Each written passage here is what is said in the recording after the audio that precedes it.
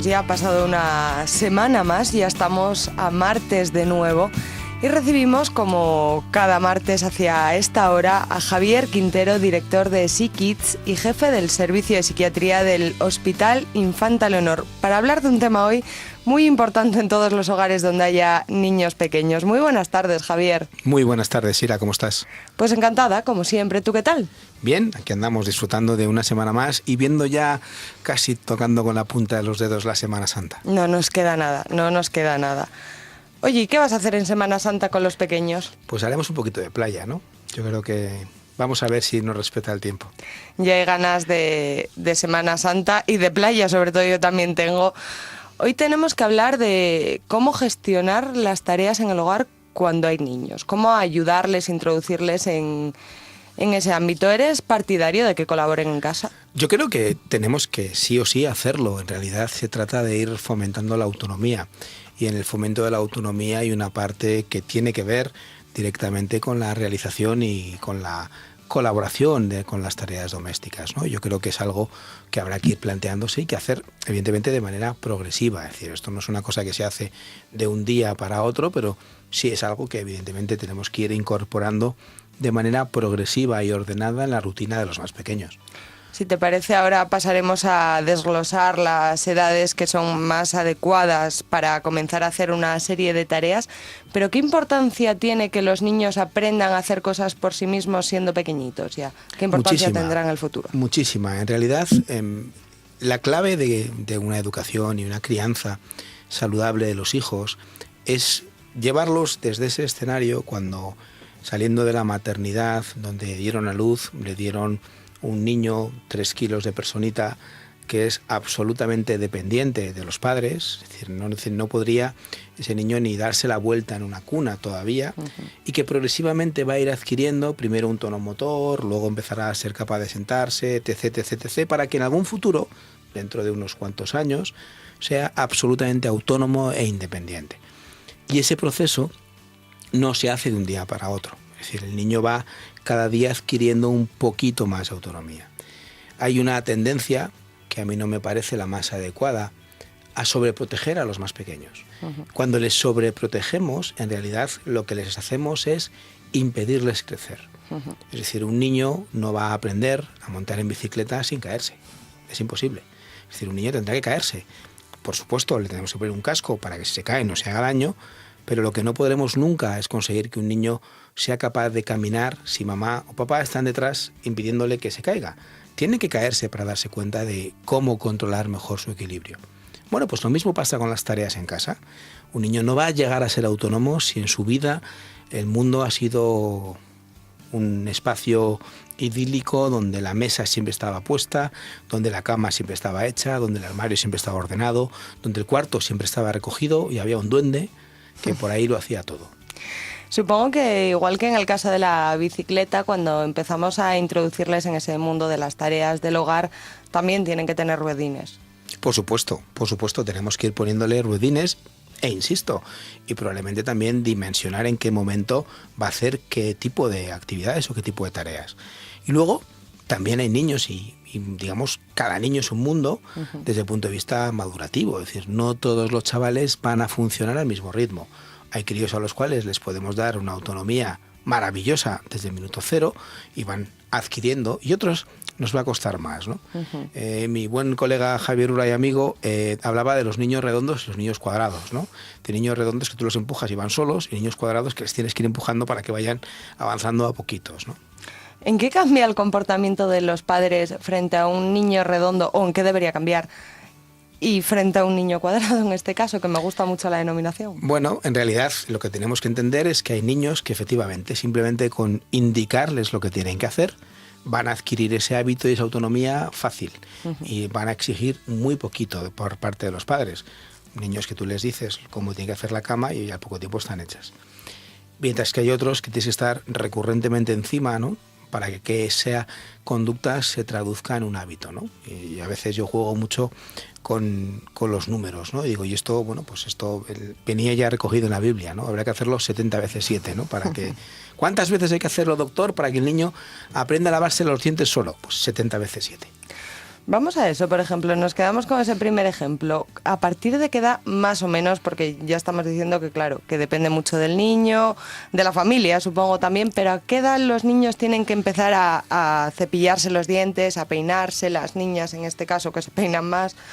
¿A partir de qué edad deben ser independientes, más o menos? Fíjate lo diferente que es peinarse que cepillarse el pelo en una niña con una melena extensa. Uh-huh. Por eso me encanta el ejemplo que has puesto, Sira, porque eso nos lleva a la individualización.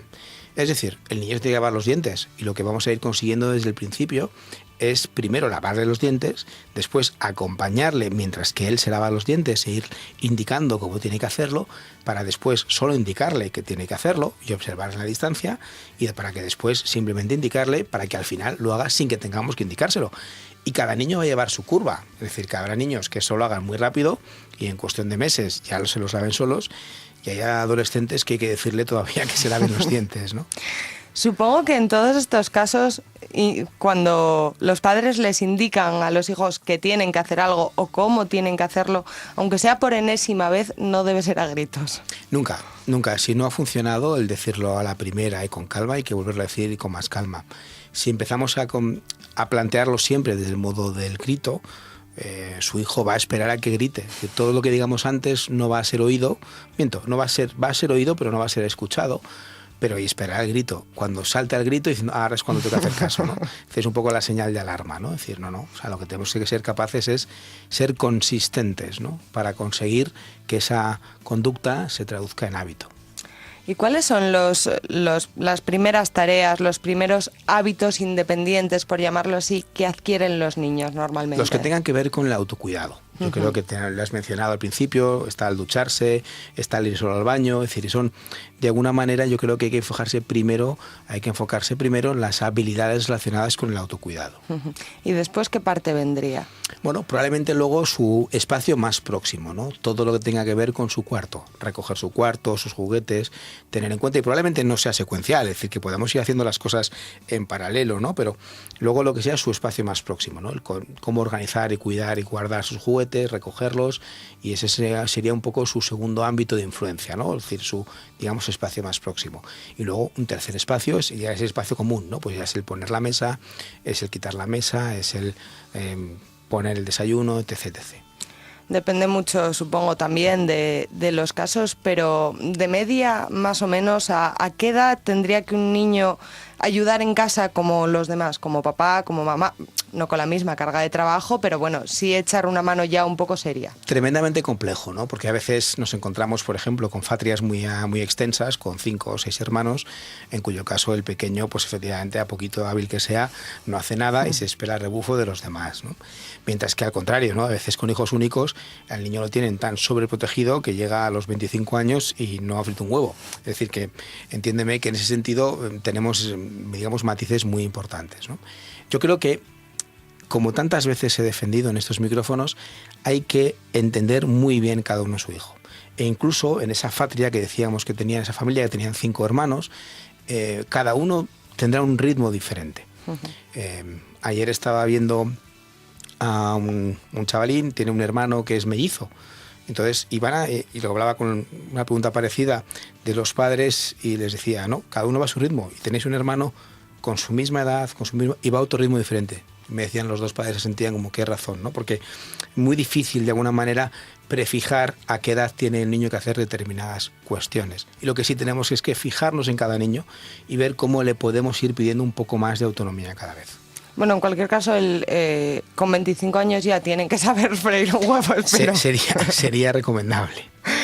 Pues me parece muy interesante el caso que comentas, porque no depende de la educación tampoco, entonces. Si son 2 hermanos... Claro, no, pero por supuesto, no depende de la educación porque cada niño tiene su propio temperamento y su propia capacidad, ¿no? Es decir, y aún así, la educación, insisto, educar a todo el mundo igual es como si nos vamos ahora, todos los que estamos en el estudio, a tomar un café y nos tenemos que tomar todo un café con leche, ¿no? Pues mire, yo lo quiero solo con hielo, otro cortado, es decir, con algo tan tontorrón como un café nos pueden surgir 1000 variaciones, ¿no? Pues imagínate con la educación, ¿no? La educación, que es algo tremendamente complejo, ¿no? Es decir, a pesar de que nuestros políticos nos quieran iba a decir adoctrinar, pero bueno, venga, vamos a decir formar en una educación homogénea.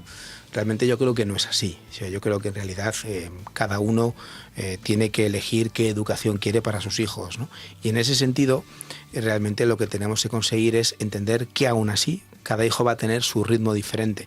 En este proceso tan complejo que tiene que ver con él ir adquiriendo la autonomía para que a los 25 años no solo sea capaz de freír un huevo, sino sea una persona absolutamente capaz de ser autónoma e independiente.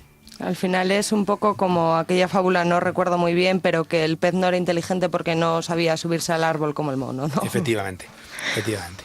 Bueno, si te parece, para ir despidiendo el espacio una tarde más, sí me gustaría que nos dieses algunas claves para esos padres que no quieren que para sus hijos se convierta en una obligación mala.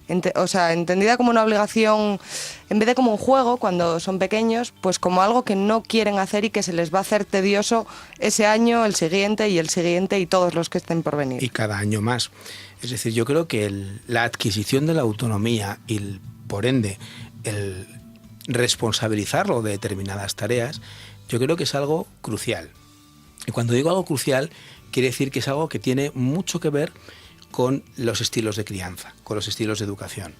En realidad, lo que tenemos que entender es que lo que queremos es que ese niño, como decía antes, que era absolutamente dependiente de sus progenitores cuando nace, ir despacito, poco a poco, llevándonoslo a un estadio de absoluta autonomía, es decir, que el día de mañana no nos necesite para nada, ¿vale? Sin que se dé cuenta casi. Exacto, entonces eso se empieza desde pequeños, es decir, en realidad eso va en contra de la sobreprotección. Cuando yo sobreprotejo a un pequeño, en realidad no le estoy ayudando, le estoy limitando en el desarrollo de esa autonomía. Lo que creo que es protegerle, en realidad lo que hago es no permitir que el niño vuela, que el niño sea capaz de volar solo, y eso a medio o largo plazo va a ser malo para el desarrollo de la autonomía. Si están alguno de los padres que nos está escuchando y que piensa, ¿cuándo debo empezar? No, ya ayer. O sea, la pregunta es ¿cuándo? Ayer. Evidentemente, a un niño de 1 año le vas a hacer poner el desayuno. Por supuesto que no. Sería maravilloso. Por supuesto que no, pero que en realidad tenemos que ir generando, insisto, ese proceso progresivo del desarrollo de la autonomía. Y va íntimamente ligado a la responsabilización de ciertas tareas. Primero el autocuidado, luego de su espacio más próximo y después compartir tareas con el resto de la familia. Pues ya lo saben, una tarde más teníamos que haber empezado ayer, siempre nos pasa. Muchísimas gracias, Javier Quintero, por arrojar un poquito más de luz sobre ese tema tan complejo que es la paternidad o la maternidad. Bueno, es complejo, sin duda alguna, pero bueno, si hemos puesto de nuevo hoy un poquito más de luz, pues me voy contento a casa. Pues lo hemos hecho, yo creo. Bueno, que nos llamen los oyentes y nos lo digan. Venga, aquí estamos.